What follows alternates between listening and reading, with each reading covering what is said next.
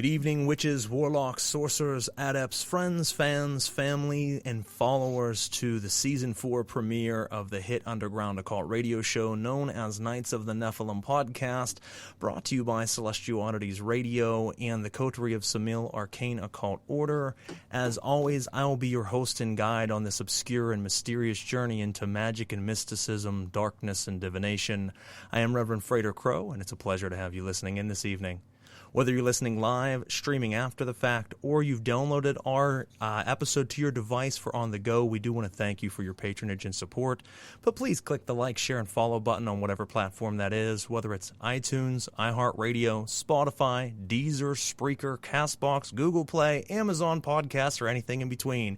We air everywhere, and by you clicking those buttons, it moves us up the podcast community rankings, allows more people to discover the show, keeps you in the loop with new episodes as they air, and gives you unfiltered access to our past archives of not only this show, Knights of the Nephilim, which is based upon esoteric science, occult doctrine, and ritual magic, where we interview and talk with the biggest and best names in occultism, esotericism, and mysticism, or be one of our other shows like Pair of Normal Guys, also called Pong, where we deep dive into supernatural and paranormal phenomena, interview professionals within that field, and do our Odd World episodes where we take phone calls from folks just like you to hear your extraordinary stories of the unexplained, or be our last show, one that's now retired but still has many episodes to listen to, and that is Uncovering the Underground, where we have aired over 85 episodes of interviewing artists from the underground, from music to modeling, stars of the big screen, comedy, oddities, and absolutely everything in between. We are always aiming to give you the best entertainment we can here at Celestial Oddities Radio, and we enjoy all of your patronage and support. Now, a special announcement, as some of you might see right now, we've done something different this year. We've heard your call to action, and we have answered it. For a long time now, you guys have been saying, we want to see video along with the audio. Well, tonight we are glad to air with Season 4 premiere of Knights of the Nephilim video along with our normal audio. So we are everywhere, as I already mentioned, but now in addition to that, we are on YouTube, 3 or 4 different Facebook pages, as well as Instagram. If you want to watch us on Facebook and you're listening in audio-wise right now, you can go to the Knights of the Nephilim Facebook page, the Friedrich Crow Facebook page, Celestial Oddities Facebook page, or you can go to the Knights of the Nephilim Instagram page. We'll work out some of the bugs throughout the season. This is a new thing for me because I'm running 2 different systems at one time. And throughout this evening, I will throw up a question on the screen that you guys can comment and answer on.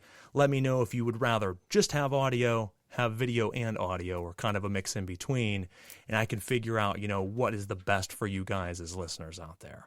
So we do want to thank you for tuning in for Season 4. Going to be a great season we have planned. In 2-3 weeks, roughly on the 22nd, so I guess 3 weeks, we'll be kicking off Season 4 of Pair of Normal Guys podcast as well, which will also have the video element now included. I'm happy to have this because not only can we talk and you guys can see us and see our guests, but we can throw up different things on the screen. So when we have our sponsors, we can throw up what their page looks like and where to check them out at. We can throw up pictures of the book. We can show up a lot of different things that we couldn't do before, as well as I'll be doing personal teachings through my YouTube page also. So make sure you guys check that out. As always, I would like to thank our sponsors. We have Arachne Arcane Services, Arsenosis, The Telemancer, Goetic Impressions, Limitless Liberations, Belladonna's Botanicals, and Little Shop of Lilith. So thank you to all those guys that sponsor the show and the radio. I appreciate it. This evening we will take a break to see all, if not most, if not all, of those different sponsors, where you can check them out at, if there's promo codes, all of that fun stuff. So if you see anything throughout the night that doesn't sound right, doesn't look right, please let us know, because that's how we test out these bugs. Unfortunately, Shea's my test dummy, I guess, this evening is my first guest. So hopefully everything goes smoothly. But we appreciate it if anything, goes wrong, you tell us. But we're going to cross our fingers that everything, goes correctly for us. Am I that sacrificial puppet in the Bohemian Grove? You are. Is it similar to that? I brought you on for the public display of it all. So hopefully you don't have to worry about that. But I do want to tell you a little bit about our guest this evening, and then we'll let Shea, jump in and explain a little bit himself. So, we do have a special guest this evening, and if you have seen our list of guests this season of Season 4, it's quite a list. So, Shea Bilé is an author, occult lecturer, musician, performer, performance artist and podcast host, a researcher and devotee of esoteric practice for nearly 25 years. His committed adherence to subversive forms of spiritual expression have served as a vital foundation for his work. He has conducted lectures and workshops throughout the United States and beyond, primarily on subjects related to the left-hand path occultism and religious heterodoxy. His occult writings, as well as his poetry, have appeared in numerous print and digital publications. His most recent being Friedrich Nietzsche and the Left-Hand Path, a book on occult philosophy published by, and correct me if I say this wrong, is it Atramanius Press?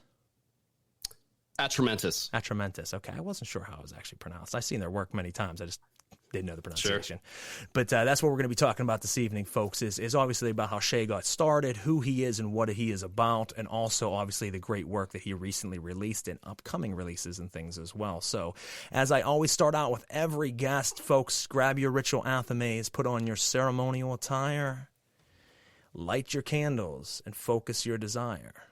Step into the circle and intone the sacred names, give offering and praise, and stare into the flames as we conjure the spirit that is Shea Bilé.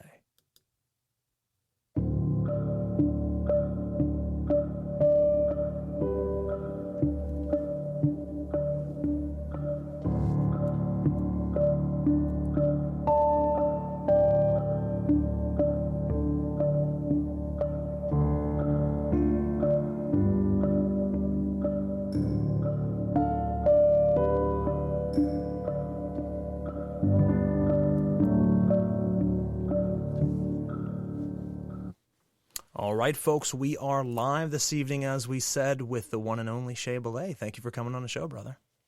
It is a sincere pleasure to be joining you tonight. Thank you so much, brother. No, absolutely. I was excited to get you on, talk to you about the book, talk to you about what you've been up to. Folks, and if you are listening out there real quick, like I said, feel free to leave a comment and let us know if you can hear us properly, because the one thing that makes it hard as a host is as I go live, I'm live. I don't know if there's anything going on behind the scenes. And like I said, you can listen from anywhere. I try to keep an eye on both platforms because I know a lot of people used to message on the last one, but I'm focused specifically on the video for the most part this time around. So if you see anything wrong, like I said, let us know, and feel free to drop a comment as we go. And the funny part about this year is now we can drop your comments on the screen and everybody can see it, which is nice. So a lot of different additives. But no, brother, I'm glad that you came on, and obviously we're willing to be the first guest. I wanted to start with you because obviously the publication's very new that you just put out, and it's a subject near and dear to my heart, which is philosophical Satanism and the left-hand path. And I think it's a very important thing, not only in general, but important in today's culture, because occultism has become more known and more acceptable now than any time in history. But with that being said, you have so many different people jumping in with so many different ideas, and unfortunately there's so much lack of any philosophical content. So, I would like you to, before we jump too deep into the philosophical side, tell the folks out there listening, how you started your path, what got you launched into occultism and the left-hand path. Yeah. So you put quite a few things out there that I'd be excited to touch on. But what was the initial catalyst? Actually, Nietzsche is at the core of it in a sense, but I like to tell my very first encounter with the supernatural, or this world of mystery that we are so attracted to, and that you had correctly identified is having a new renaissance, is I was about 4 years old, and I had woken up suffocating. And right above my bedroom door, there was this black sphere of kind of shadowy energy, maybe like an inverse will-o-wisp or something like that. What some might call a hag attack, the weight on the chest that you're going to suffocate to death.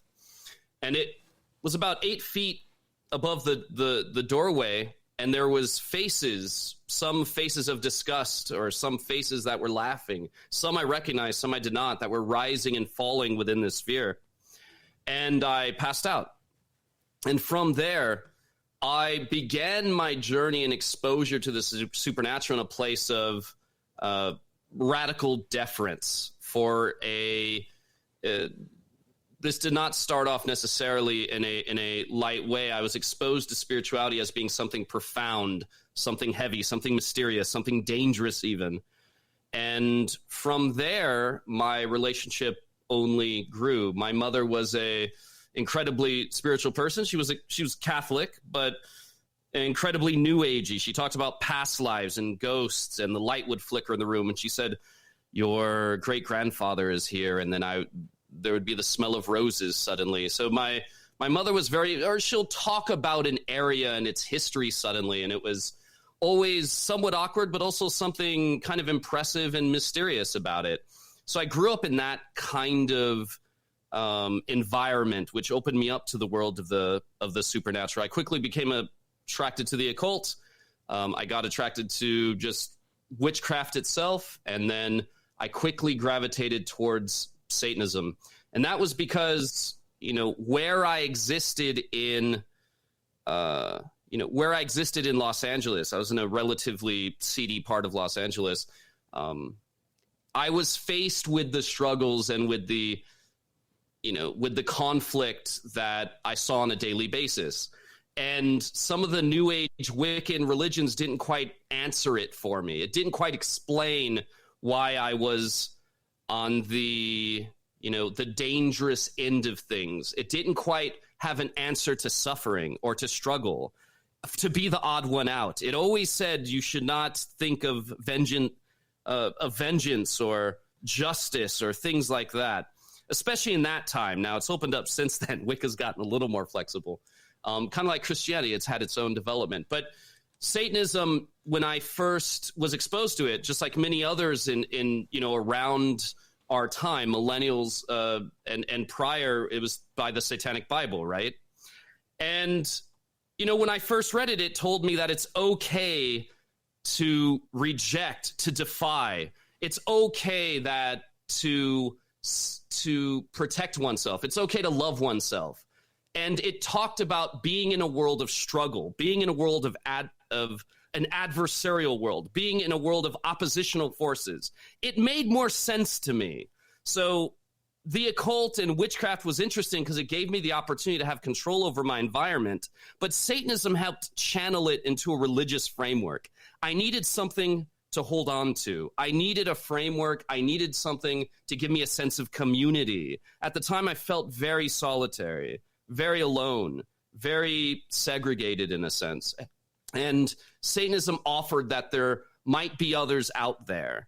So I quickly gravitated to it. And shortly after that, I started gravitating towards Friedrich Nietzsche and other kind of antinomian authors and artists and musicians.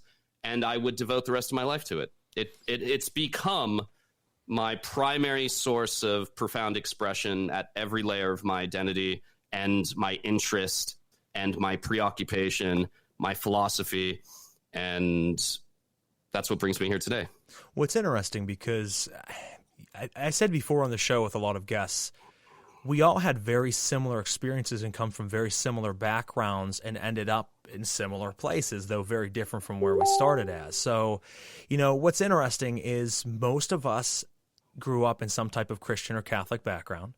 We broke away from that framework, same as Nietzsche. If you look at it, he grew up in a small town in Germany where his father was the Lutheran pastor, and that's the framework he grew up in. But there's always that moment of something that breaks down the foundation that you're used to make you question outside of that. For him, it was his father and his brother passing away in a matter of a year or two, and him questioning God. For us, you and myself, it was having a paranormal experience that was beyond the scope of what we were told was realistically possible.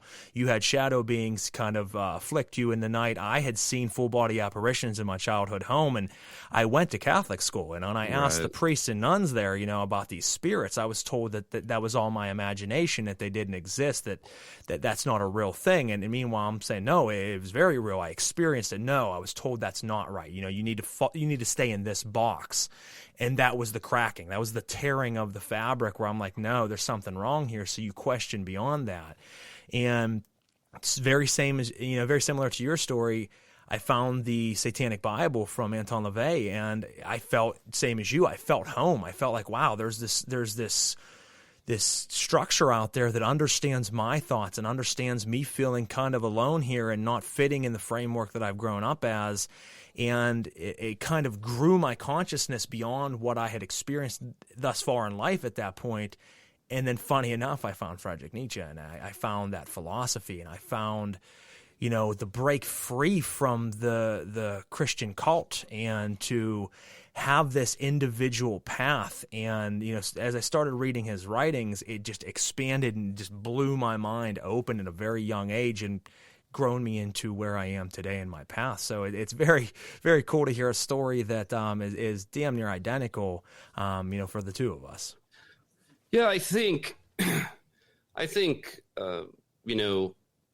when some might think of Satanism when it comes to its kind of antinomian nature, and this makes sense as a kind of a rejection, an emancipatory identity and that or philosophy, and that makes sense for me, and which has kind of guided me, is that Satanism really started from a point of compassion, a compassion for myself, a way that I could say it's okay. What they are projecting on you, and this is important as a child, what they are projecting on you is not an accurate appraisal of who you are. You are the one who is justified to understand who you are and to identify yourself. This is not in the hands of anybody else. And no matter what anyone thinks of Anton LaVey or the Church of Satan, or I'm not an atheist. I'm no longer a member of the Church of Satan. And I'm far more spiritual, far more theological, if you will. But that core message is the same. And that message is, I define myself on my terms, and I assert my identity, and I'm going to be damned if someone else tries to tell me how to do it. And I needed to hear that. I needed to hear that as a kid because no one else was saying it to me. And I don't think I'm alone in that. I think that Satanists, Luciferians, occultists, demonolators, what have you, occultists across the board, don't have to be Satanists, don't have to be left-hand path, have been told at some point that you lack value in some way.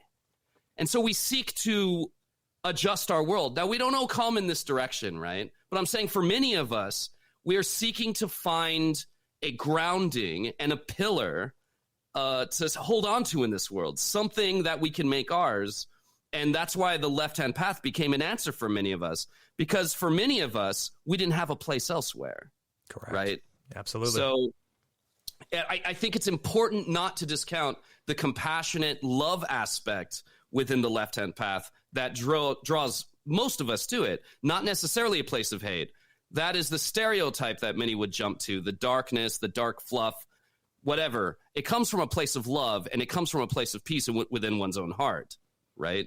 I think that people get lost in that first stage, though. Like you said, the darkness of it. I think most people believe that's what it is. Not only people outside of that, but people within Satanism itself. There's that first rung before you graduate to the higher levels of Satanism in the left-hand path. And there's a lot of people who just stay in that darkness and that hatred and that anarchist Satanist movement, and just fuck anything that's Abrahamic religion and anything that's God. And that's such a low level of Satanism that you got to move past that. As we talked about at the beginning here, philosophical Satanism, and start finding that place of love and theory and idealism and moving past the dogma of the dogma, so to speak. Yeah. There's definitely an evolution that takes place. And what I noticed, and it's become a kind of core preoccupation of mine, is that many around me, once they got past that antinomian deconstructive stage, that what you correctly address as an aggressive stage, they then kind of matured and they move on to something like Ausatru or Gnosticism or something else. They saw Satanism as that initial kind of kickback, that initial opposition in order to deconstruct those things that were restraining them. I didn't see it quite like that, which is why I identify and proudly identify as a Satanist today, despite the stigma that goes with it, is because I see Satanism as bigger than that and more complex than that. I saw that it offered an answer to devotion and meaning. A robust spiritual identity existed within that. I didn't stay in the Satanic Bible, but I didn't leave Satanism at the same point. I saw Satan in all these forms and Lucifer in all these forms, not just as the adversary, but Satan on the ground at the crossroads who listens to man in his worst hour, to Lucifer as the Lord of the highest enlightenment and a point of devotion, to the rising sun, to the setting sun, as a creator even. So I see Satanism as far more robust, and that is why I've pledged my work in order to add a history, in order to give meat and give a foundation to what some people see as a thin philosophy and a thin religion, but it is far from that. And I feel like one of my major drives in being here is to bring light to that.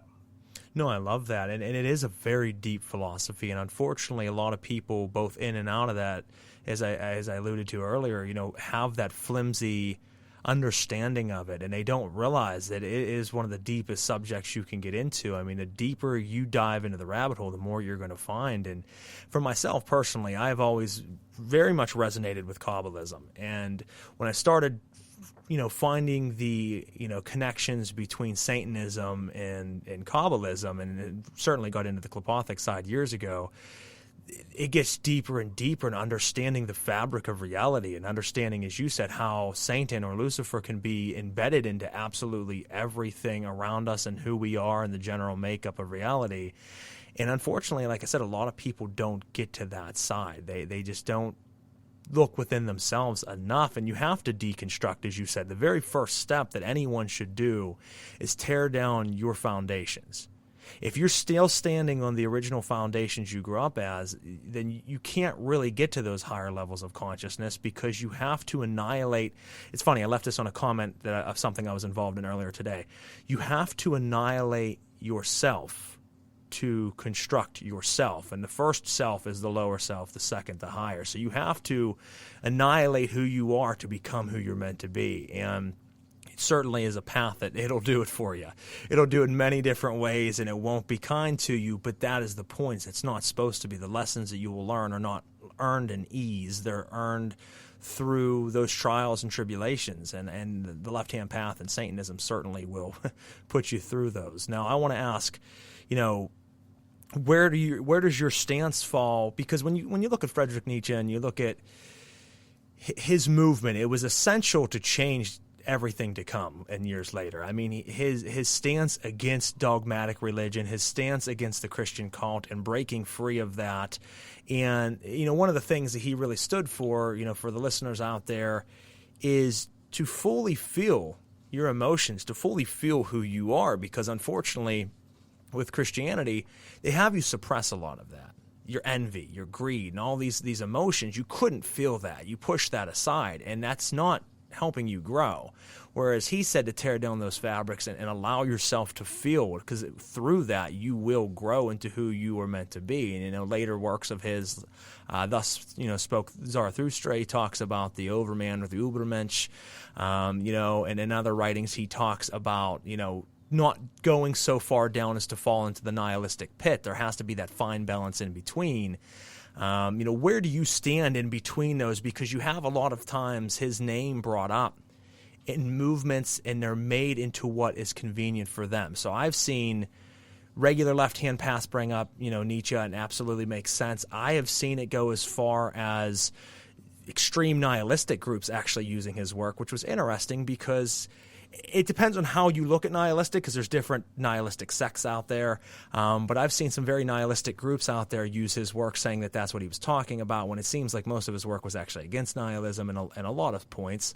And then I've even seen people kind of misconstrue the Übermensch as being a neo-Nazi type movement and try to use that nowadays in different movements. So, since you wrote a book with his works and have been, researching and reading his works for such a long time, can you give us a background kind of what his thoughts were from your perspective, and then what your perspective is.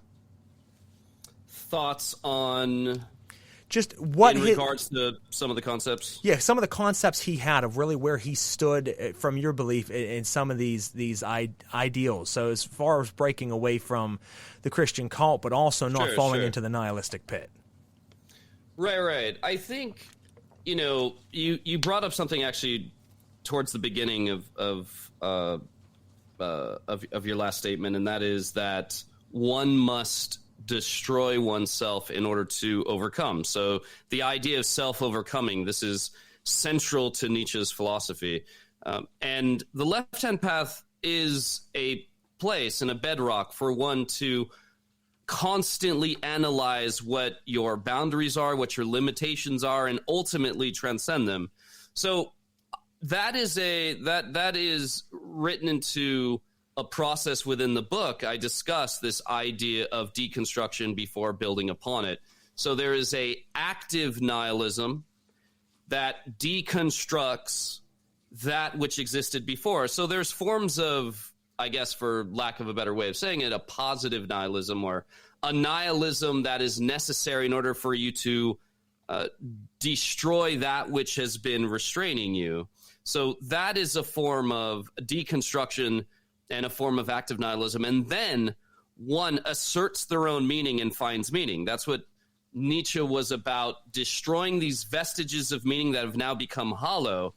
So because of the development of religion and science in the Western world going into the Enlightenment, God as a central edifice of meaning was no longer the case.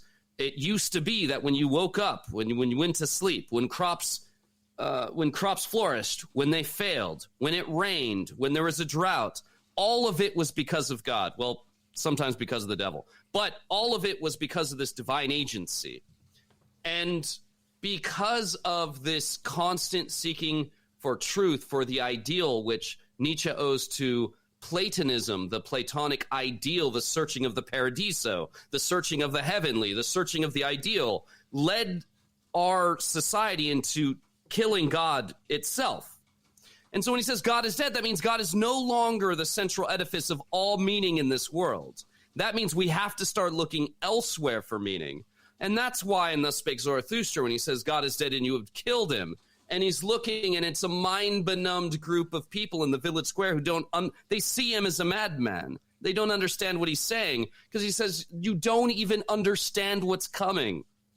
God is dead and you don't understand what that means. What that means is you're going to fall into addictions. You're going to fall into what he called narcoticization.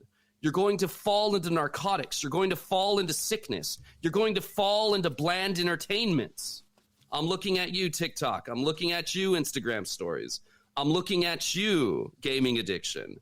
I'm looking at you, right. So all of these things that has come to define our culture, like some of it has been emancipating. Like what we're doing right now is literally engaging with the square screen that is also dominating a lot of our reasoning. Yes. So this is a blessing and a curse. But Nietzsche warned us of these things. That is not to say this medium that we're talking on is necessarily poisonous. Not at all. But it means that a lot of us are guilty of preoccupying ourselves with a sedative. And for lack of falling into the opiate of the masses, like that's an overgeneralization, but it reminds us not to find meaning in these transient things. The world is transient. That's what Nietzsche wanted to explain to us. The world is temporary. It's transient. And so to impress upon it an ideal, a heaven, is a foolish mistake and nihilistic. So I saw Satanism as dealing with the world, what I call the world as it is. That is to say that this is a world of struggling. Just like when I was 12, 13 years old and I read my first satanic literature, this is the world you live in. It is a world of struggle. It is a world of suffering, but it also is a world of the highest happiness. And Nietzsche wanted us to understand that. He wanted to understand that we cannot rely upon these fantasies of what's going on. We must see the world as it is. He called it the Dionysian. We must see the world as it is and we must face it and fall in love with it. That doesn't mean become victim to it. It means you must fall in love with understanding the world that we exist within and then assert new meaning. And that's what the left-hand path is. That is the black flame. And that is at the core of Friedrich Nietzsche on the left-hand path, is that idea. Absolutely is, because you can't hide from it and you can't run from it. As you said, you were here. You have to learn to master it while you were here. Enjoy it. It is a beautiful thing.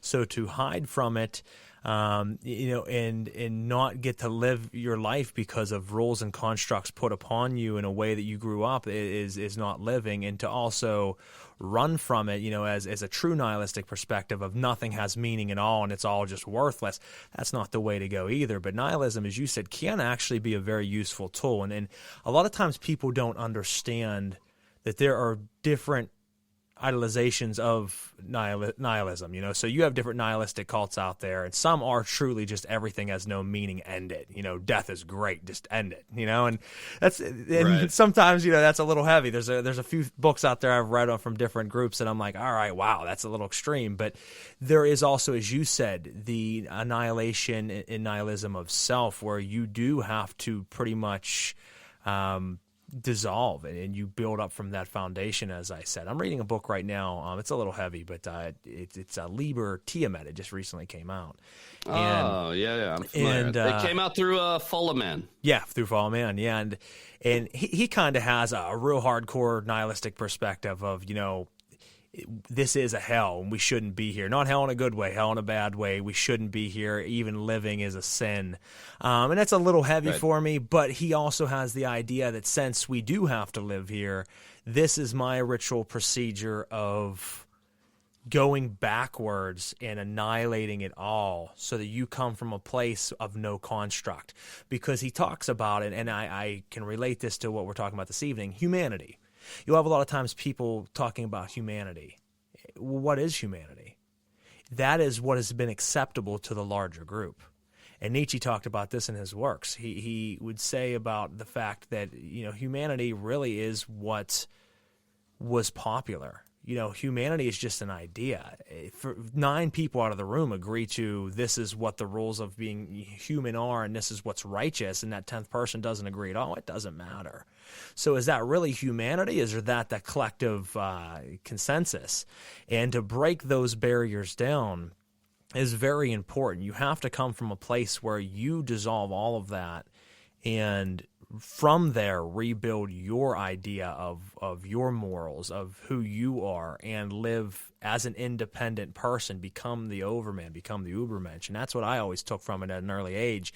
Like I said, I started with LaVey, and I certainly did not end there. That was only the starting grounds. I appreciate it for what it was, but it led me to like Gurdjieff, it led me to Nietzsche, it led me to Jung and all these other philosophers and psychologists who really just started expanding my mind of what the left-hand path is, to ignite that black flame and to grow it from there. And unfortunately, like I said, some people make it to that stage. Other people, they stop at the gate. They don't even walk in. And I'm glad to see that you're putting out content out there that is helping expand that consciousness, because it's really needed, especially today, where you have so many left-hand path practitioners. And I say left-hand, now I can do that now with the video. The left-hand path practitioners. That really aren't practitioners or really anybody who's donated more than just anger to it. And if you're listening out there, folks, and you fall in that category, start to dig, because it will unfold levels of consciousness. And that's what it's all about. I mean, you will dissolve where you're at now and then regroup at a higher frequency, a higher vibration over and over again, and increase that black flame. Now we have some comments coming in here, so let's read. We have, I was born into a Polish Catholic family, yet was quite enchanted by Asian mythology from an early age, and now Tantric Buddhism for over 20 years. More integrity in Satanism than it may in many conversation. Excuse me, it's hard to see that. More integrity in Satanism than in many conversational religions, or conventional religions rather. Refreshing lack of hypocrisy. Egg must crack for the bird to fly. Yes, and that's it. You have to. It should at some point, folks, in your practice, crush you. And I'm only speaking from myself here. where it, like I said, deconstructs everything you believe, everything you are, and you just are crumbled. Your foundation falls. And then, like I said, that is the perfect ground to then rebuild back up a new foundation. And sometimes if you're doing it right, it'll happen more than once. You're constantly questioning and growing, but that is the point. Now, let's go ahead here. Where are we at? Yeah, and I think Merrick, I just want to say he's been a supporter for some years and interacts online, and I just want to thank him for his participation all the time. Thank you so much, brother, for just being present and participating and all that. I see you online quite a bit, and I just want to extend, and to anyone watching, I want to extend a deep appreciation for all the relationships and even micro relationships that we have online that are unique and special in their own way. It means a lot to me, and it drives a lot of what we're doing here. So thank you. No, it does. It's very important, for the support out there. I always say with all my shows, no matter if it's this one or my other two that I have, that, you guys and gals out there are the lifeblood of what we do. Your support might not seem like much to you, but it's a lot to us, and it allows us to keep going. It's that fuel that allows us to keep pushing. So thank you to each and every one of you. Merrick, you are great. He's been a follower of mine for a while as well, and always has been very, very engaged in things, and just a great guy. So thank you very much, brother. Now, let's go ahead to our first break, and I'm going to try something new, folks. Like I said, this is all new to me this year with the visuals, so we're going to go ahead and play a couple of our sponsor spotlights here, but I'll be able to give you visuals on top of that. So let's go ahead here, and let's see if this works. All right, I got rid of my video. We're going to kick Shea off for a second, and then we're going to screen share, and we're going to go ahead and let me do this. I'll have this worked out soon, but it's just a little strange the first time around. All right, so here we go. Knights of the Nephilim podcast would like to thank our sponsor, Arachne Arcane Services. Arachne Arcane Services is a husband and wife duo comprised of Baron and Baronessa Arachne. With over 40 years of practical experience, they are masters of the occult arts through various practices and paradigms, such as necromancy, high magic, black witchcraft, and more. They are published authors under their own publishing house, the Arcane Press. They offer books, courses, spell work, consultations, ritual tools, and more. All of their products are handmade of the highest quality material and empowered through ancient rites. If you wish to know more about them or their business, or you require their services, please feel free to contact them at arachnearcaneservices.com. That is Arachne, ARAIGNEE, arcaneservices.com. And if you use promo code KOTN, you will get 10% off of your overall order or purchase as a special highlight of them being a sponsor of this show. Thank you so much, guys. Knights of the Nephilim podcast would like to thank our sponsor, Belladonna's Botanicals. Belladonna's Botanicals is owned by Jennifer Vatsa, a left-hand path and poison path witch, certified aromatherapist, herbalist, perfumer, skincare formulator, and incense crafter who designs and has created a massive product line consisting of over 300 products, with new ones being released every month. Belladonna's Botanicals provides high-quality, handcrafted metaphysical and self-care products, including flying ointments and oils, herbal tinctures and elixirs, herbal smoke blends, ritual oils, powders, incense, radionically charged crystals, ritual bath products, fragrances, and bath and body products.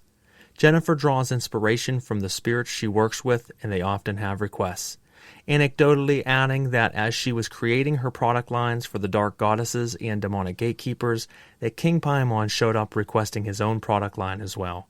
She often directly channels what they would like to be included in their products, in addition to her own ritual workings along with known correspondences.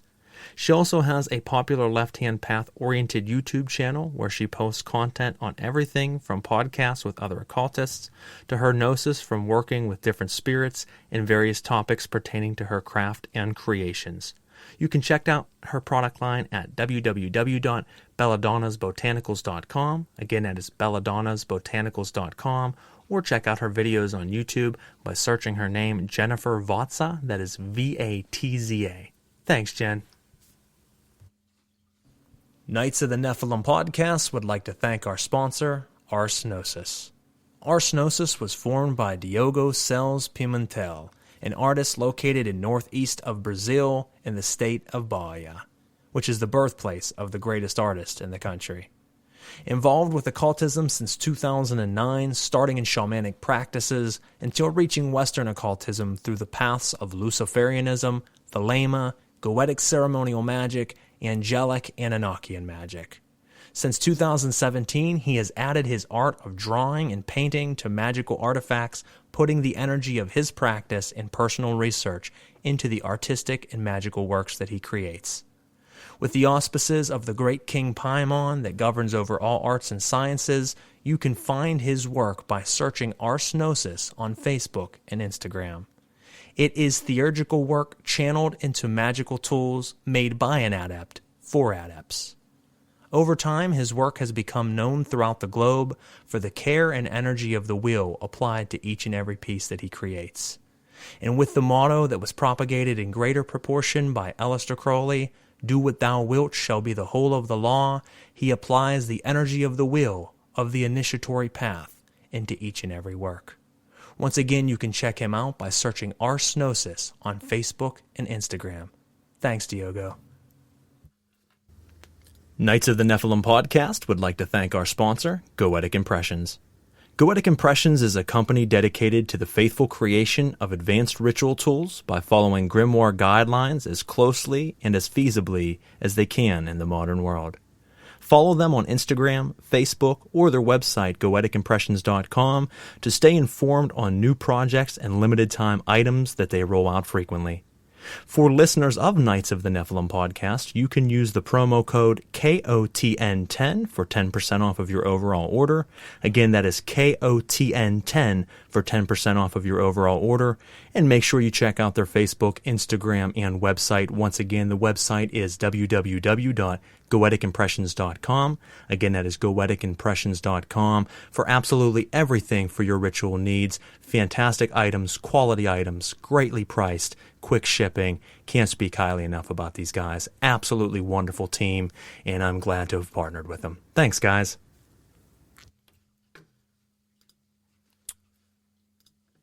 All right, guys, we are back. That was a spotlight into Goetic Impressions, Belladonna's Botanicals, Aragni Arcane Services, Ars Gnosis, and I think that was it for now. I'm trying to remember if there was any more. With the 7 sponsors, it gets a little tricky, but you've seen the commercials. They're there. So if I missed them right there when I said it, that's okay, because you can go back and watch it. Make sure you check them out. We have some great sponsors, like I said. We have 2 more to spotlight a little bit later on, or 3 more technically. And, we just really appreciate what you guys do. I don't have them as sponsors unless I use their materials in ritual and meditation and in my everyday life. And I do with each and every one of these 7 companies. So thank you very much to you guys. If you're tuning in right now and you've missed anything, don't fret. You can go from this point forward and watch the rest of the show, and then afterwards can go back and catch what you missed or watch it all over again. That would be even better. Share it around to your family and friends. We're here this evening with Shea Bilé, the author of Friedrich Nietzsche and the Left-Hand Path, talking about philosophical Satanism, talking about the left-hand path mentality, and just a bunch of other amazing topics and subjects. So, if you have any questions, you can listen to us across the board from all the different online audio platforms out there that I mentioned earlier in the episode, like Spotify and iTunes. And this year we are on video as well through YouTube, Facebook, Instagram, and anything else that we can get into. So if you have any suggestions, I'll try to add it. But if you're watching out there and want to join the video side, you can see our beautiful faces here.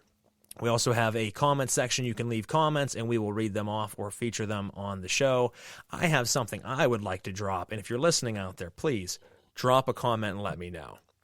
The debate is, do I keep both video and also the radio side and try to run 2 dashboards each and every show and have the 2 different fees and everything associated with that? Or are you guys more apt to just watch the video? Because if that is the case, I will, when my subscription ends for the regular radio that I've been on for 5 years, just end that and just be on Facebook, Instagram, and YouTube. If you're watching us right now, that's what we're on. I would be curious to know what your thoughts are. So I popped that up on the screen. The question is, which do you prefer? audio only or video with audio? And please leave a comment and let us know, because I would really like to find out. There's no sense in overkill and having it on 100 different places if everybody is more comfortable doing it on 2 or 3. It just makes things a lot easier and simpler. So, Shea, thank you once again, obviously, for being on the show and gracing us with your philosophies and your work. I want to know how you got into the book. So obviously Nietzsche was a big influence on you growing up and helped shape your path. But what made you decide, okay, I'm going to write a book, and it's going to be specifically on the left-hand path and the philosophy that, touched your soul from Nietzsche? Sure. It really started on my, I lived in Belgium, in Leuven, Belgium, for a year and a half in order to pursue my master's in philosophy. Through various synchronicities and through a few visions, I had decided that academic philosophy is something I want to take seriously as one major preoccupation in my life.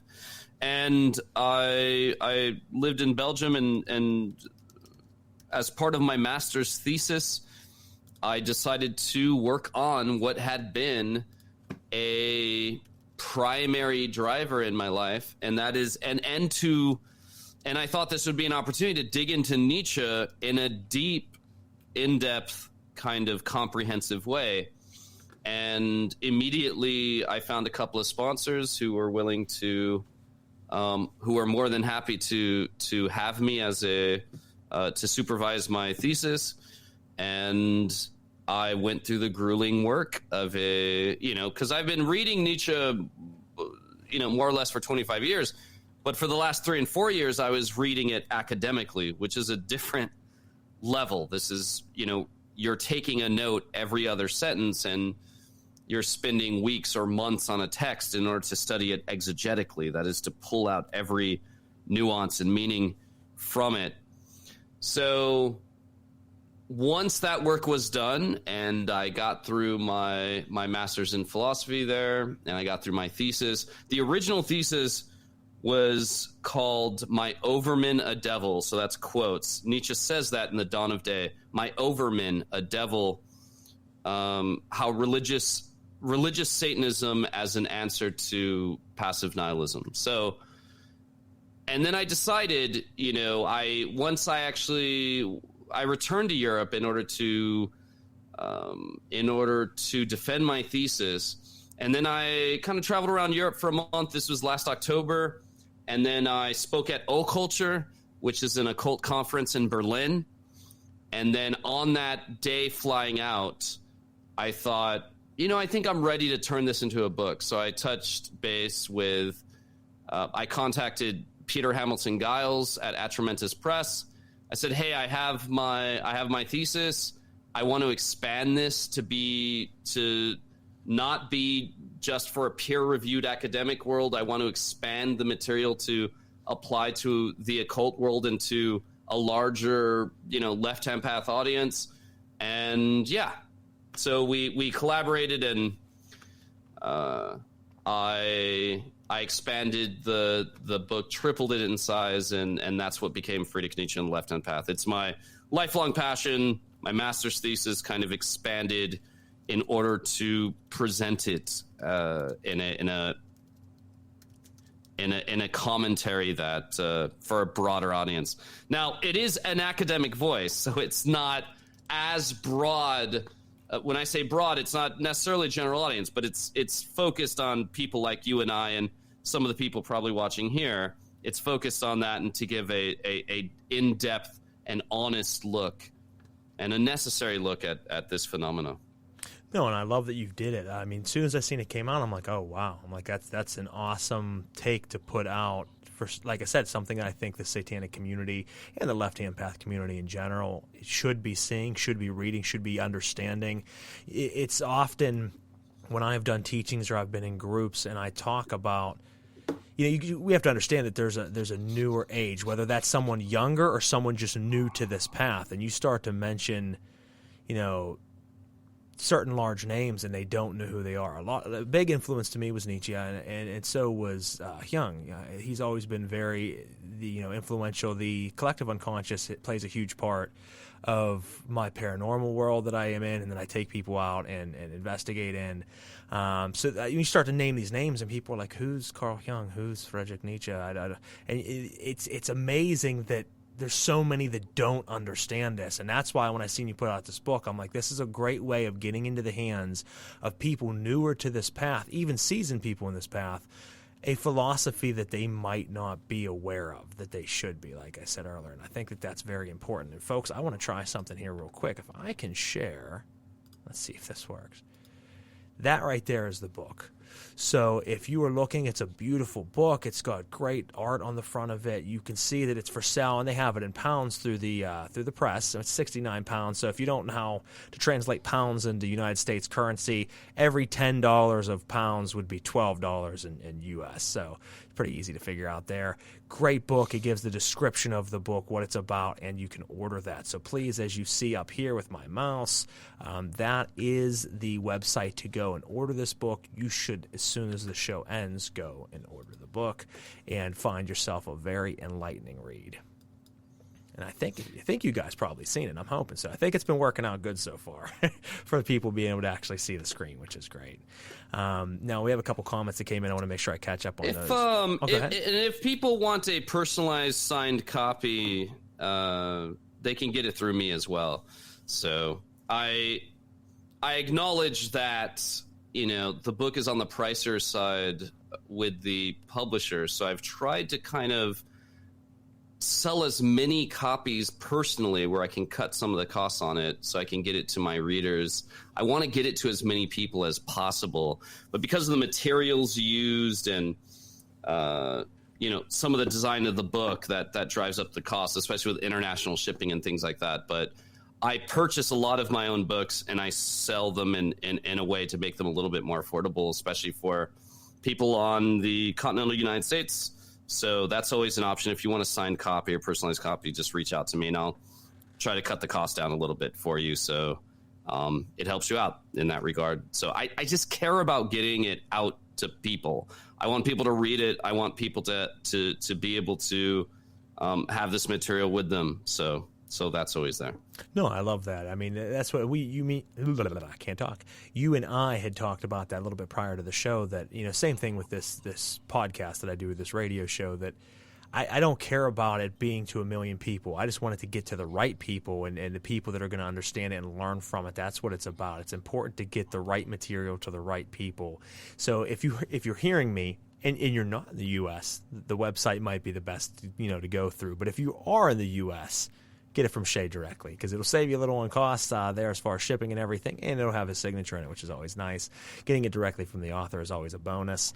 I think, and I don't know if there's still two different copies you can get, but I know that there was two different copies. There was the standard edition, and then there was the special standard edition, which featured art from Kayla Mavrasik, and she's a wonderful artist. She's done great. I've known her work for a couple years now. Yeah, that's Kayla Mavrakis. She did a fantastic job. Kind of her style that she used is fit very well with the philosophical concepts, and in order, these kind of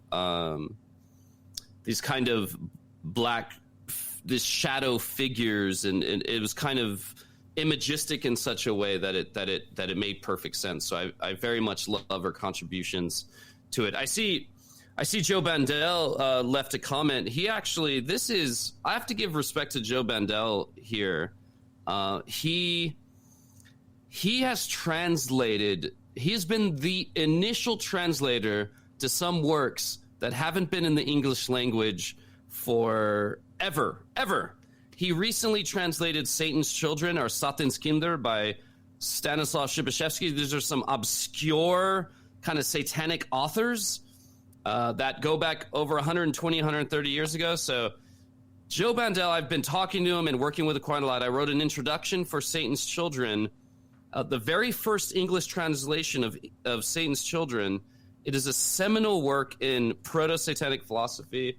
I just want to give very high respect to him and all of the acknowledgement that and honor that he deserves. So thank you so much, brother. Thank you for all the work you do. It's been immensely inspiring.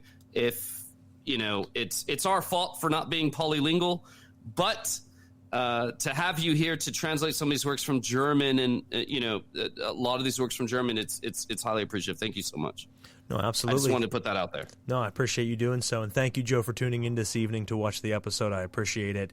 And for everybody else out there tuning in as well. It looks like the consensus so far on what I asked earlier is video and audio. So what that would mean, and as was kind of what I was hoping for, it's kind of almost the end of a chapter. Every year in October, I pay a certain fee to have it on all of the different radio shows that are radio sites that I have it on. And bringing in the video aspect is something you guys have been asking for a while, and I don't necessarily see a purpose to have it on both because pretty much everyone in the world has Facebook, Instagram, or YouTube.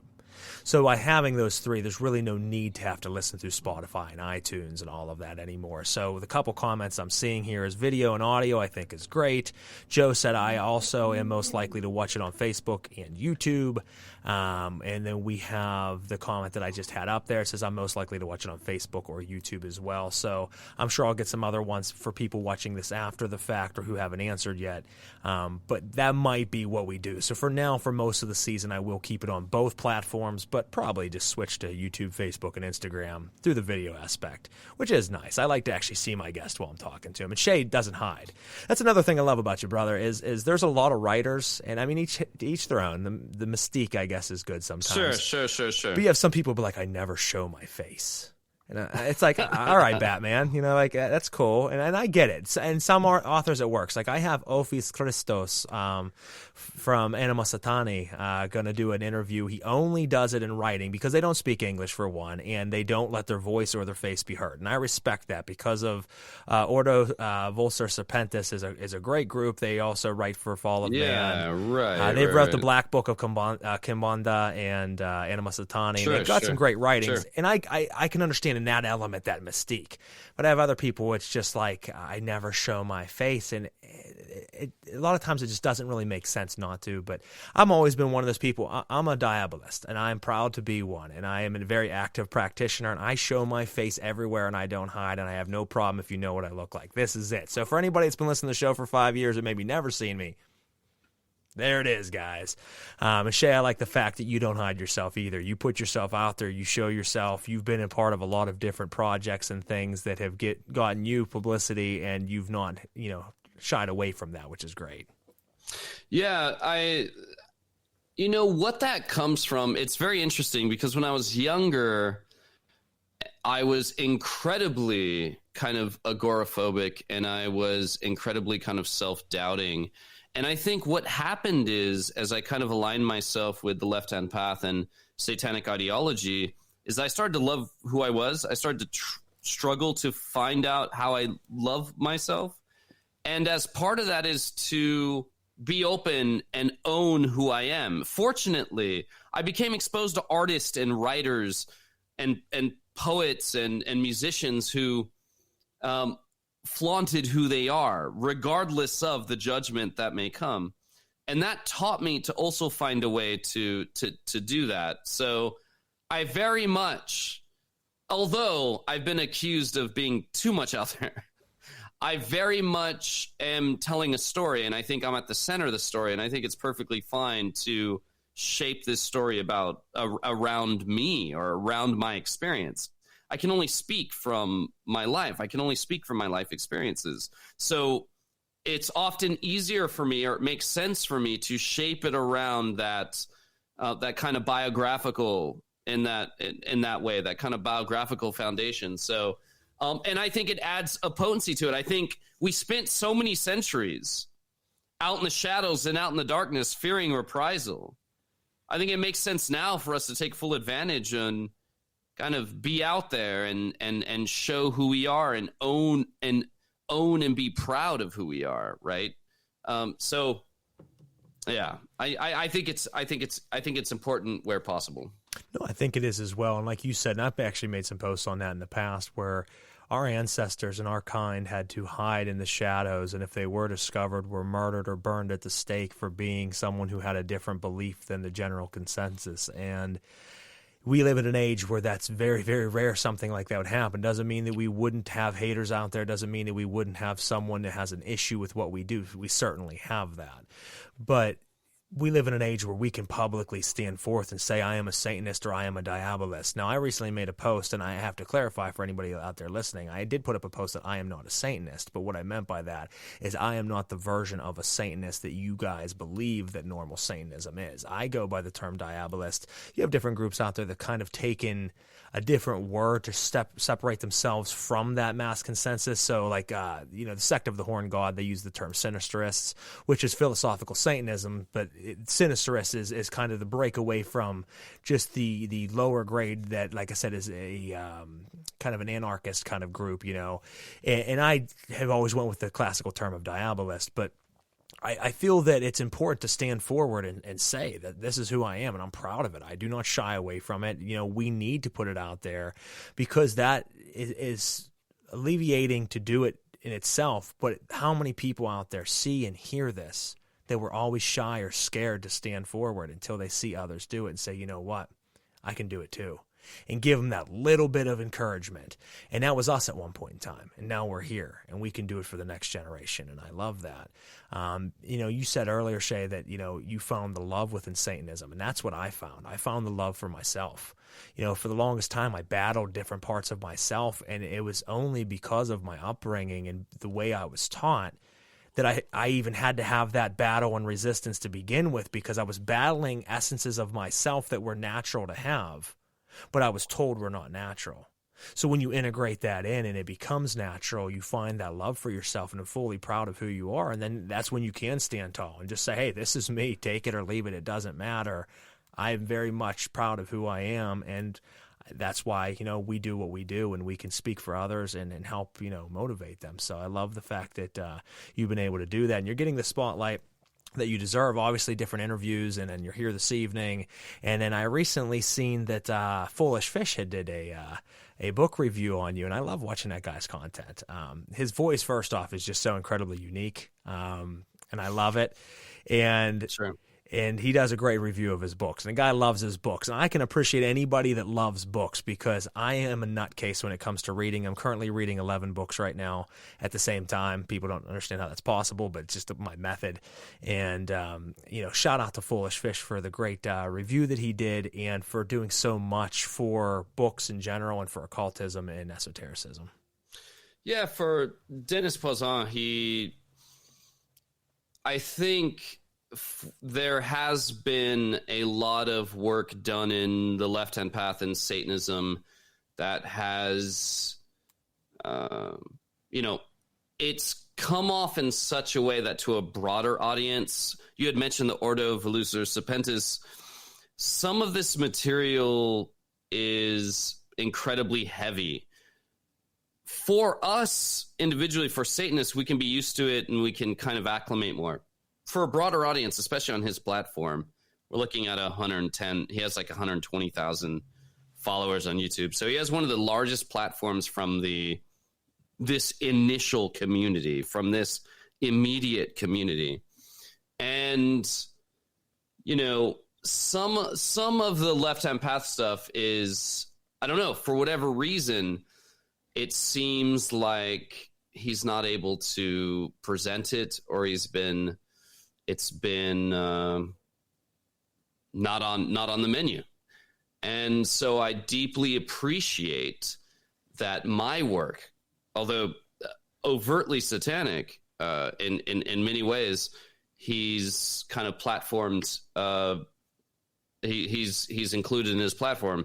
And I appreciate that very much. So I like to think that, we are finding a seat at the table, in that even to a broader audience, they can find something within these writings. So, and I'm very happy that through Denise Poisson and through Foolish Fish, he's allowed his platform to be open to some of these more radical ideas, right? I love that. No, we are the sparks for the inferno, brother. And I mean, that's awesome. You know, all it takes is the door to be open to crack for people to see what's on the other side, and it to spark interest. So I was very surprised when you put that up. I'm like, oh wow, he doesn't, as you said, doesn't normally review any type of darker side of books. I mean, yes, he'll do Crowley's work. He's done Golden Dawn. He's done Israel Regard. He's done a lot of stuff in that vein.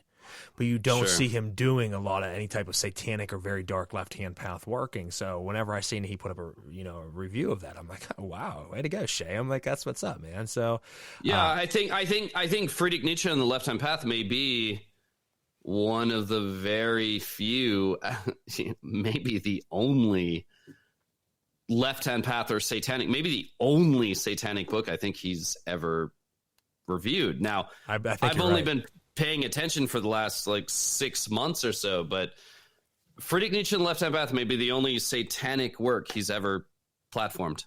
Yeah, not that I can recall, and I've watched quite a bit of his videos over the last couple of years. I don't remember him ever doing any other type of satanic work. So that's impressive. I really like that.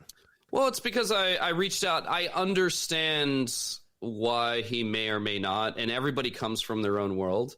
But what I've wanted to do, and what some Satanists reject, but I think is important, is I think it's important to make an effort to build a bridge.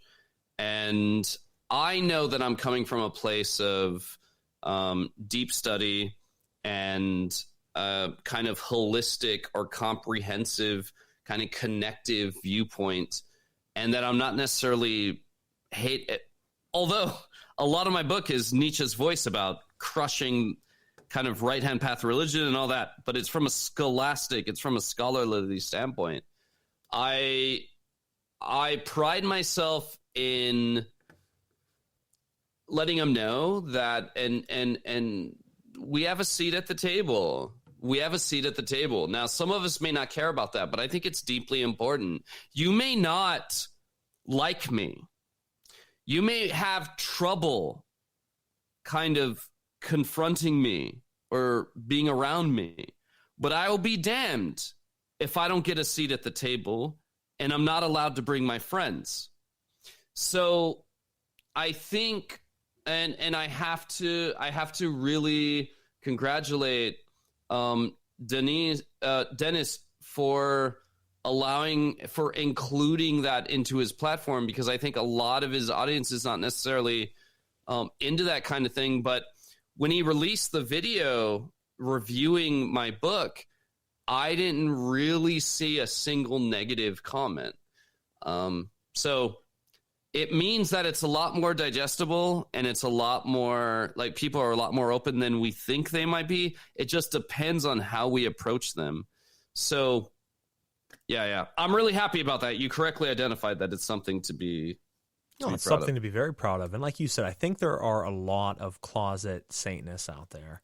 I think at least curious of the aspects. There's a lot of people who publicly around their friends and family be like, oh yeah, no way, But when they see something up, when they're in the comfort of their own home and there's no one around, especially people who are into esoteric belief or occultism, they will click on the link. They will watch the review of the video. They will watch, videos that you put up and hear what you have to say, and gives them perspective, and sit back and say, well, that's something I haven't thought of before, or that's kind of enthralling, but they just might not admit it. A lot of times it's fear. People are afraid to be, as we said, that face. They're afraid to put themselves in front of crowds, or known that they believe in something that's so hated, I guess you could say, because even though Nietzsche had a huge hand, I think, in helping so many across the world step away from the common beliefs of Christianity as being the stronghold for the world, they still are a very strong force, but dwindling, and it's a beautiful thing.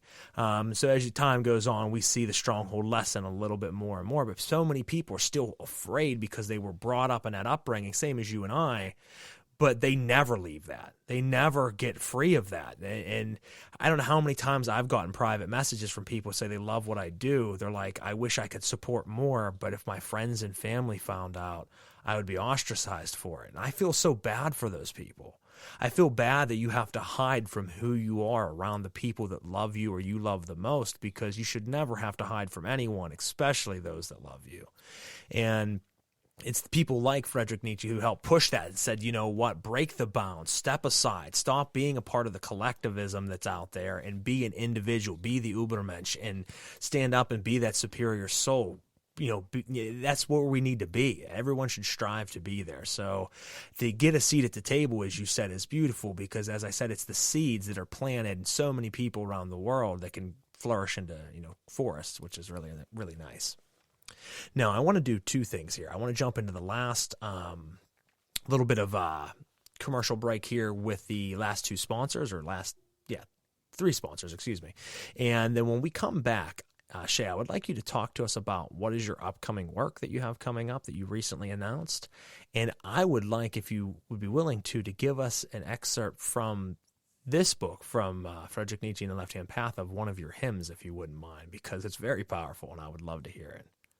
So before we go any further, folks, let's go ahead and jump into our last couple spots or spotlights here. We'll be right back. Knights of the Nephilim podcast would like to thank our sponsor, Limitless Liberation. I'll read you about this wonderful company from their owner, Elena. Limitless Liberation was inspired by both Lucifer and Belial. Lucifer has been with me most of my life, as far back as I could remember. Belial and I started to work when I was going through a very difficult part of my life. He completely turned mine and my family's life around for the better in a very short period of time. In return, he asked me to create what he called Charger for him. He showed me the designs, so I created the first Charger for Belial, and Lucifer wanted one next. From there, I had spirits lining up with requests for magical items. Some are control freaks, while others just inspire. They are all so individually different, but every single item created has power within it. Each item operates on many levels. They operate as an anchor for the spirit you're working with, thus aiding easier connection between the two of you. They also operate like a power cell or battery, where they already come with an inherent energy to them, but they become stronger as you feed them and pull from them during ritual, as well as to strengthen your workings. Limitless Liberation continues to grow to honor the spirits that we love to work and build relationships with. You can check her shop out at etsy.com/shop/Limitless Liberation. Again, that is etsy.com/shop/Limitless Liberation. Knights of the Nephilim podcast would like to thank our sponsor, the Telemancer. Let me first tell you a little bit about their owner, and then I'll tell you a little bit more about them. James Hunter Ralston has been a member of the Order of the Voltec, starting in 2008 and progressing through several degrees, last serving as head of the Outer Order. The Order of the Voltec is an offshoot of a pylon of the Temple of Set, originated to study and practice several forms of the sorceress methods centering on techniques used by Mexican and other Central American priests and magicians. Many of the techniques involved were popularized in the late 1970s and 80s by Carlos Castaneda. Over the decades since his first experience with magic, his desire has grown into the creation and use of what other shamanic sorcerers term as power objects, talismans, amulets, totems, and other powerful objects. His interests expanded to the degree that he chose to become an apprentice of several Appalachia's premier craftspeople and learn the art of metalcraft to produce power objects for both himself and select patrons. He does work with gold, pewter, silver, and sometimes other metals as well. He has been doing this for over 8 years. He does create talismans, pendants, rings, altarpieces, and more, almost all exclusively by custom commission. And you can check out his stunning work at facebook.com/thetelemancer1. Again, that is facebook.com/thetelemancer1. All as one word. Thank you so much.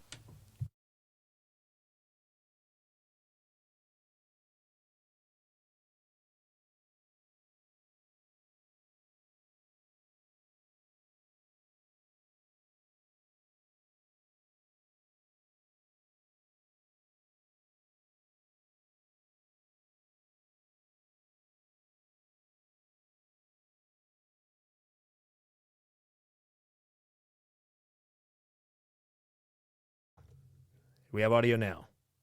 I think we have audio now. I'm not sure what happened there. But I was saying that was the Telemancer and Limitless Liberation, who are two of the original sponsors of the show, and we thank them. I do want to thank a special shout out to Little Shop of Lilith, a brick and mortar witchcraft shop from Butler, Pennsylvania. She has been an integral part of the show last year whenever I was banned from all social media and all my sites were deleted and had to start all over again. She was the voice out there reaching out to people and getting them to still watch the show, know when our schedule was, who our guests were. She is the creative director of Celestial Oddities Radio and my partner on a lot of different things. In fact, next week on the 8th, which is next Thursday, I will be doing a talk on paranormal research and quantum physics and a lot of other, really nerdy stuff that I love at her brick and mortar shop in Butler, Pennsylvania. So for anybody close to Pennsylvania or in Pennsylvania, if you'd like to come out and check that out, we'll be deep diving in the do's and don'ts of how you properly go out and work with the dead and so much more. We have a nice crowd coming there. I expect it to be pretty much sold out, so it's going to be a good time. So make sure you check that out. Much love to her. I'm going to do a screen share real quick and just throw on this so you guys can see her page. Check it out. Little Shop of Lilith on Facebook. She has ritual oils, candles, and all kinds of other great things through her shop. Services if you're close to the area. And just a great individual to work with. So let's go ahead and end that sharing there and jump back over. Let's bring Shea back on. And I'm really excited to hear about your new work that you're working on. So why don't you tell us a little bit, Shea, about what it is that you're doing, or what it is you have coming up, I should say.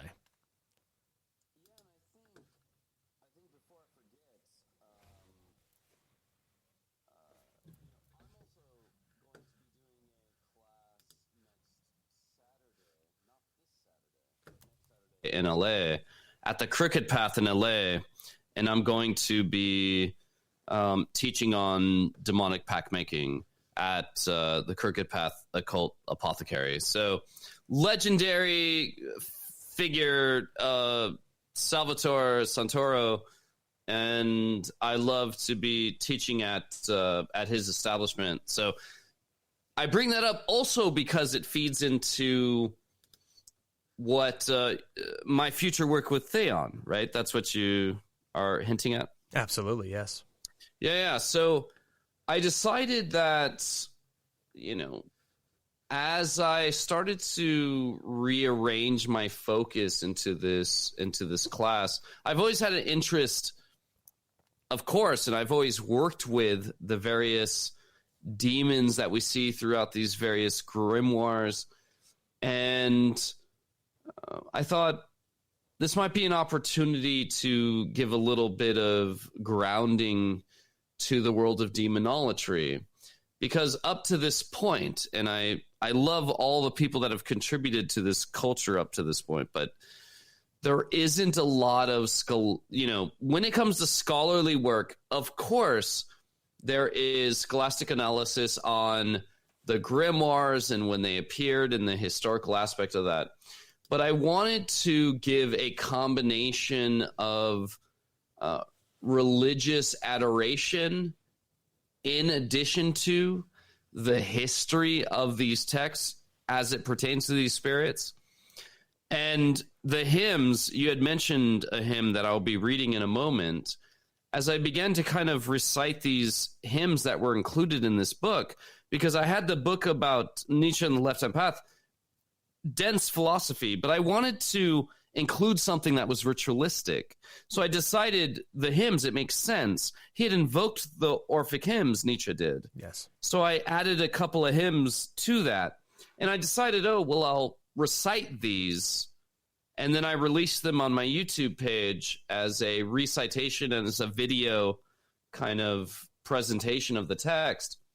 And I thought, why not I produce a book that gives adoration and hymns to these various demons? You don't see something quite like that. But also, I wanted to give a scholastic analysis or a scholarly analysis of these various spirits in a way that was comprehensive so that we can get as much as we can. Because usually you look in a grimoire and it says, they control 39 legions and they can do this or that. And it's just 3 or 4 sentences.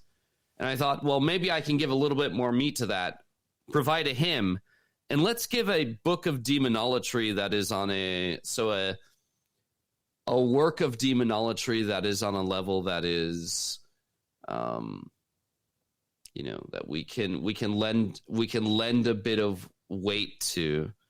So that is what inspired this future work. Hymns of the Red Dragon is the working title, and I'm looking to maybe release it around fall, December, maybe winter season. So right around the end of the year. And I'm really excited, and I think Theon is the perfect place to release it. Great publisher, and I think you'll do very well there.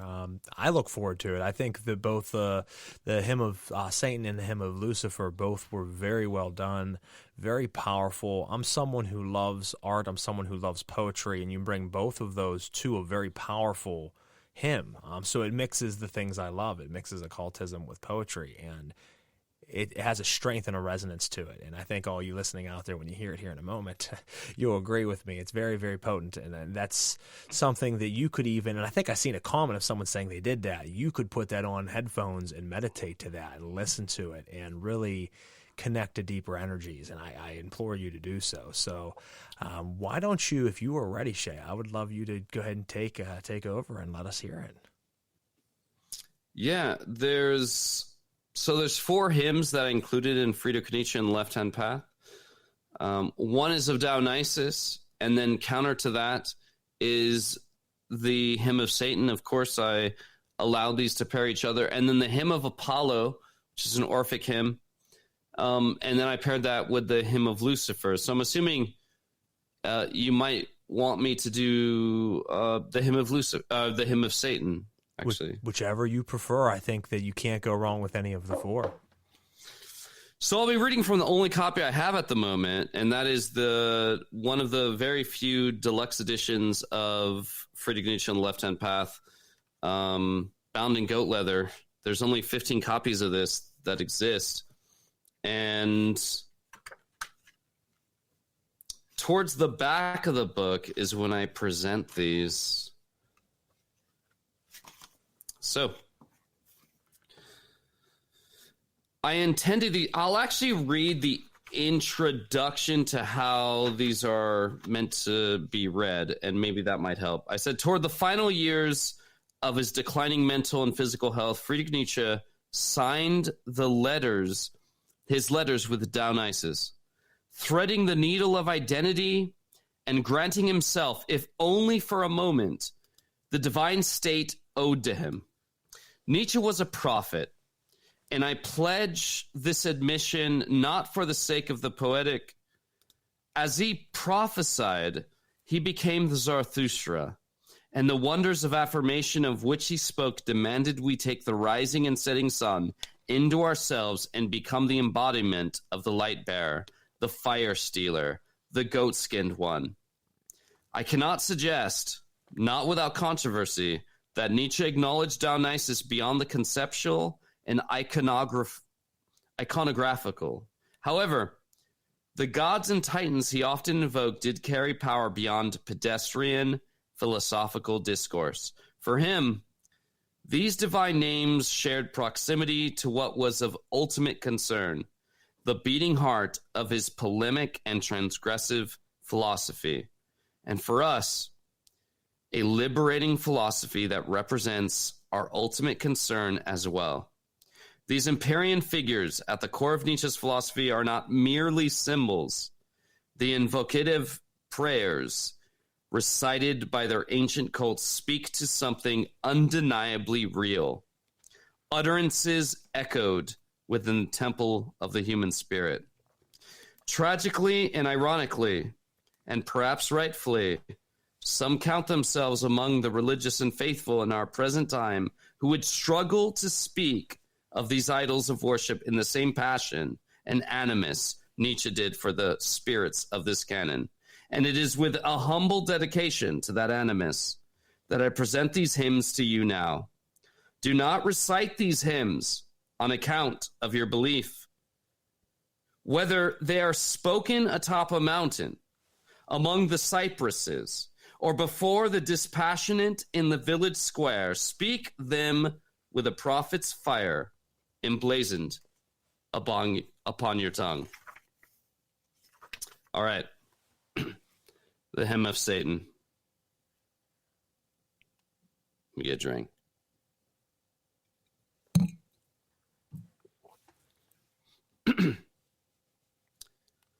From the north, where the moon meets the mountain, I call forth Satanas, master of the earth. From the east, where the realm of illumination and intellect reside, I call forth Satanas, the ruler of the world. From the south, where the great fire arises from the earth and creates life from scarlet ash, I call forth Satanas, the great red dragon. From the west, where all things pass through the gates of death and darkness, where the sun sets on every breath and on every man at every moment, I call forth Satanas, the king of the tide and time. My blood becomes the blooming flower. My body feeds the forest. Your breath makes my name, and in death my soul becomes the soil. My God, the witch father, bathe me in the blood of a descending crescent and baptize me in the ashes of the Sabbath. I pledge my devotion even after death, and beyond the moment your breath leaves my body. I appear before you now in humble form, as a servant of your will, O Lord of the earth, ruler of this world, crowned king, ruler of the stars and every sea. I take thy seal upon my body and spirit to join with you in your domain. I set my foot upon the crooked path, and with not a word of fear in my heart. I take on the mantle of your ministry and pledge my service to you now and forevermore. My God, my master, my sole liberator, he whose hooves stand astride the heaven and the earth, whose crown pierces the heavens, and whose majesty is imminent. I bow before you until I breathe no more. O Satan, O beast, master of the earth, prince of the powers of the air, who rises from the forest floor, who comes down from the mountain, whose breath is fire, great red dragon. God of this earth, ruler of the world, I take refuge in thee. In you I find the greatest love. Your flame rises from the deepest ocean and rises within my heart. Your black flame illuminates as I walk upon the left-hand path. Guide me true to the great destiny and service of your name. May revelation be found in your word, and in your whispers may creation set forth and unfold. In the greatest light and deepest darkness, I seek to speak your name, and upon your path I find eternity. Upon the mountaintop that meets the moon, your face is reflected. The greatest beauty, the light of creation, the greatest darkness, the deepest hell, and the highest heaven. In you, the stars descend. In you, darkness swallows the light. In you, from nothing, life arises. And in you, there is silence. O Satanas, salt of the sea, soil of the earth, the blood of life shed to renew that which has come before. I take refuge in thee. O great effulgent light, my master, my father, my sole liberator, greet me at the gates of life and death. May I find my name reflected in your whispers, in darkness and in the shadow, through the east and west gates, where the sun rises and falls again, where life is birthed anew and resolves at the end of time. Stars descend at your whim, suns die, stars rise, darkness envelops all things. Your name is emblazoned upon all life in all places, upon every animal, bone, and being, upon every rock, and upon the wind. My blood bears your name. Here and now on this night, here and now on this magic morning, Lord Satan, Master, Father, ruler of the earth, I take refuge in thee. Swallow me in your shadow, where life is infinite and forever, and heaven and oblivion echo me into your eternity to reside in your silence far beyond my final breath. Ave Satanis. Hail Satan, King of the earth. And that, folks, is why I said you all needed to hear it and how incredibly powerful it is. And brother, let me tell you, that is exactly what everyone needs. I know I sound like I'm beating a dead horse this evening, but that is Satanism. That is power. That is what is needed, and unfortunately is in such a lack these days. So you give me a warmth that I'm glad to hear and have again. So thank you. Thank you so much, brother, and thank you for the work you do. Clearly, you've committed yourself to doing what I find most driving for me, and that is to give weight and to give a kind of robustness to our religion and to give an honor and respect. And that means a lot to me. So that is why I was willing to collaborate with you and be with you here now, is because I believe our missions are very similar. And that is, we care a lot about what we do and who we are. And we want the world to understand that there's a depth there, and we want the world to understand where we come from. So I see in you a devout brother, and it means a lot. So thank you so much. No, you as well, and I really appreciate that. I've been following you and your work for quite some time, and then I got booted, like I said, and then when I got back on again, I wanted to make sure I added you right off the bat, and it just made sense as I was gearing up for Season 4 that I really wanted to get you on, and it happened to be in the interim of that that you released the book, which was great because I had lost all contact with everybody once I got kind of social booted. So I came back on after that time, wanted to ask you to be a guest anyway, and I'm like, oh shit, he released a book in that time, and look what it is. It just made sense. So it was already in the works, but it was kind of destined to be. So I'm really thankful for what you've released, what you have coming up in your mission also. As like I said, there has to be people like us pushing the movement and not shying away from it. And I live and bleed the left-hand path, and I always will, and I'm proud of that. And I'm proud of my brothers and sisters out there doing the same thing. Now, if you want to find the book, as we talked about earlier, folks, make sure you hit Shea up directly if you're in the United States. He will get you a signed copy, save you a little bit on shipping, as we talked about, and get it directly from his hands, which is always powerful. If you live outside of the United States, I gave you the site earlier. You can buy it off of, and they will ship it to you. So you can do that as well. Keep an eye on his upcoming works.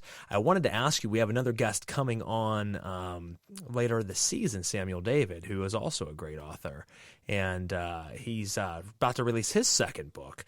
And I think you guys had some stuff that you guys did together. Is that correct? Yeah. Samuel David is a very good friend of mine, and we have a work upcoming. Him and I are very busy, but he's a good friend of mine, and we are, for many years, I've seen the cross-section between the Mesopotamian or the Sumerian, Enki, Nergal, Ishtar, Lilith. Lilith's not a part of that pantheon, but people often marry them. And what he and I decided is that, what would be important for both of our paths is to be able to create a informed and scholarly kind of presentation of where the actual connections are between left-hand path Satanism and the Sumerian or the Mesopotamian mysteries. He's an expert in that field, and I would like to think I'm informed in this world, so that we can forge something together to kind of meet halfway and actually see what actually is there. Is there a there, or have we been fucking it up the whole time? Or is there a connection there that we are actually shocked and surprised by? So what we are trying to create is an ability for the reader to see the connections and see how they are informed, and then go, well, Inky and Lucifer actually do have this in common, but they don't have this in common. So we want to inform a praxis that involves a left-hand path gateway to the Sumerian mysteries, the earliest, as we understand, the earliest spiritual and religious expressions of the human species. So I think those are in the left-hand path. Those are in Satanism, want to find something deeper and want to reach back. And my relationship with Samuel David has allowed me to understand what might be true, what might be not. But I think that's very important information to give to the masses.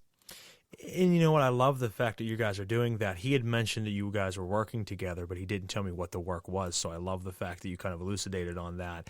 His Mesopotamian lore and myth is very powerful. And as you said, it's kind of the start of everything that we know of historically. I mean, the tablets kind of formed everything that everybody else knows. If it wasn't for the Sumerian tablets, there would be no Torah, there would be no Bible, there would be nothing else, as these stories were changed and altered into other religions and other pantheons, all stemming from the Sumerian tablets.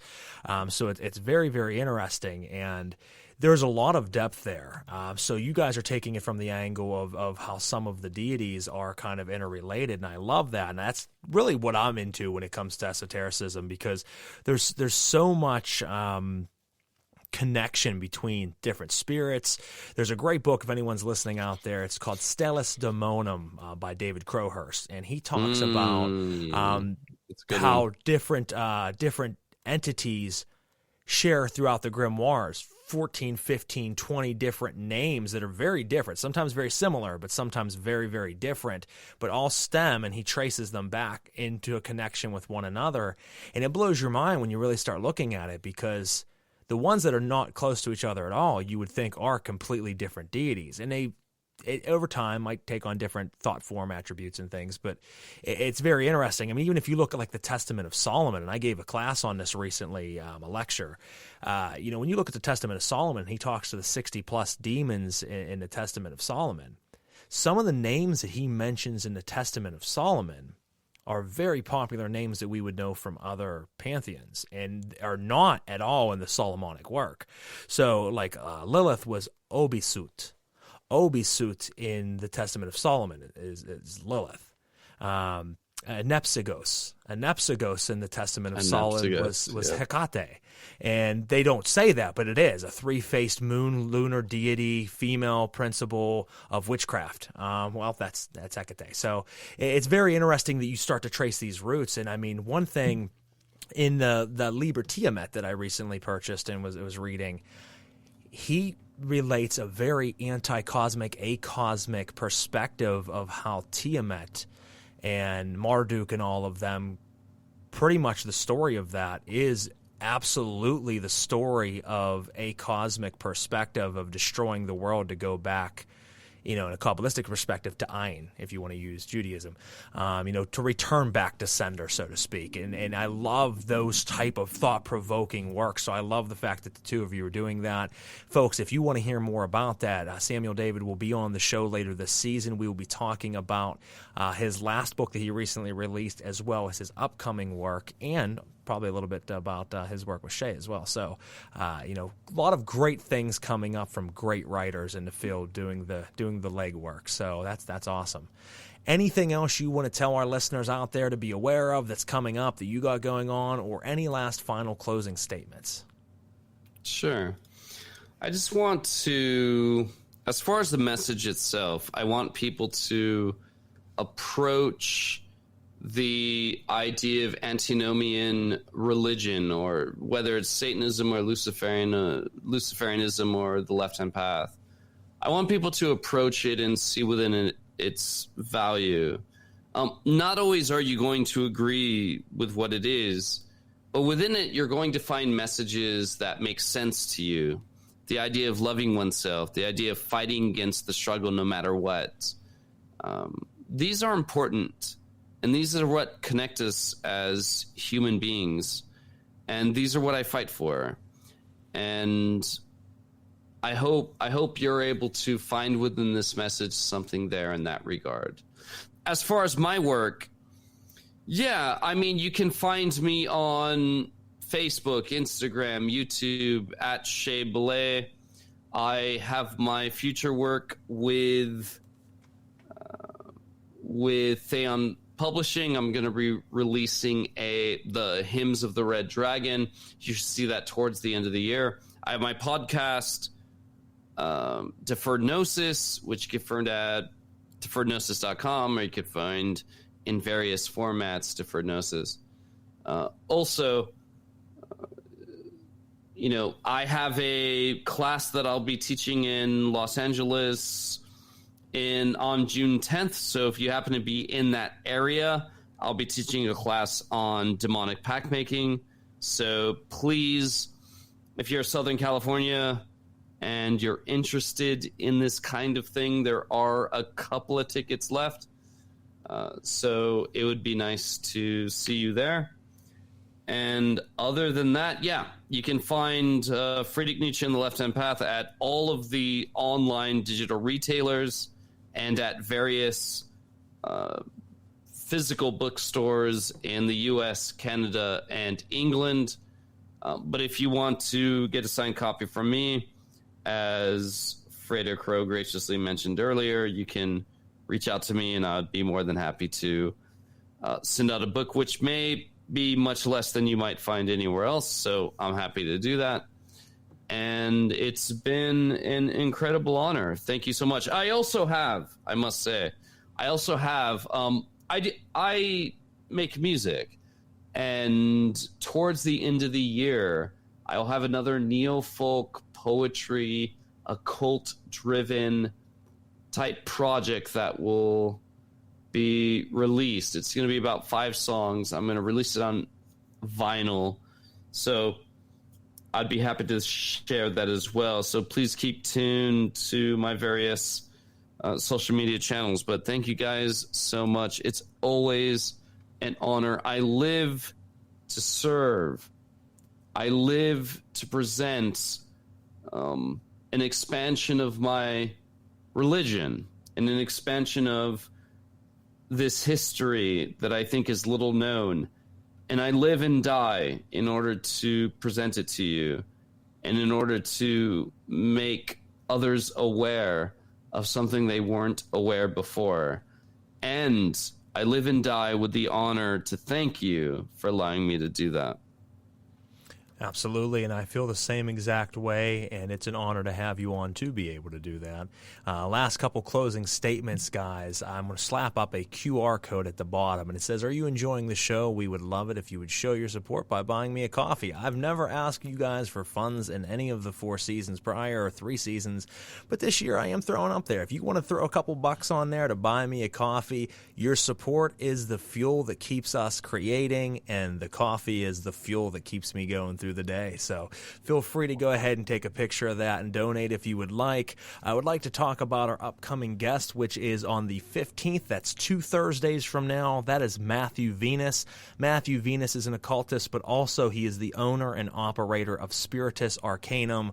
Wonderful witchcraft shop. I've been watching him for a few years now, and the stuff that he puts up, from the rituals to the teachings to the material that's for sale, is top-notch. I mean, it's very, very impressive, to be honest with you. So I'm excited to pick his brain about the things that he's been up to, what he's got available for you guys out there as far as, teachings and, like I said, the items that he creates. On the 22nd, the following week after that show, we will kick into Season 4 of Paranormal Guys, talking about your favorites in paranormal and supernatural phenomena, so don't miss that. And other than that, let us know how we did this evening. If you think the video went well, if you like the mix of it, what we can do, differently, what we can do better, what we shouldn't do, all of the in between. And you can message us at either the Frater Crow personal Facebook, the Knights of the Nephilim Facebook, which I asked that all of you go add that, as I had to restart over again and lost thousands of people from Facebook. I had to restart a new page because I got booted. That support would really mean a lot. And other than that, you can also email me at celestialoddities@gmail.com. And again, that's celestialoddities@gmail.com. Keep an eye out for all the upcoming episodes. Share it around, and your support certainly means a lot. Other than that, that's all I had for you guys this evening. Shea, once again, it's been an honor to have you on the show, brother. I hope we can bring you back again in the future, maybe after you release the next book, talk a little bit about that and just, get to shoot the breeze a little bit more. There's so much more I wanted to talk about, but it goes by so quick. And I appreciate you being guest number one, because this evening was, like I said, a testing ground of trying to keep an eye on multiple screens and keep it all in check. And I think it went pretty well. So thank you. Yeah, I think your passion has shown through, and I think everything is worked to the best that it could, and I'm appreciative of that. Thank you, brothers, so much. I see the work that we do in alignment, and I couldn't imagine doing anything else.